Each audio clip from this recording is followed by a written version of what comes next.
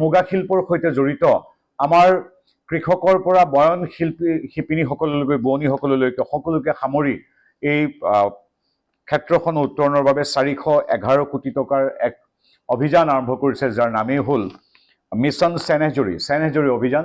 ই হ'ল ডোনাৰ মন্ত্ৰালয় আৰু অসম চৰকাৰৰ এক যৌথ প্ৰক্ৰিয়া, য'ত আমাৰ কেন্দ্ৰীয় তথা ৰাজ্যৰ বস্ত্ৰ মন্ত্ৰালয় আৰু বস্ত্ৰ দপ্তৰো জড়িত হৈ আছে।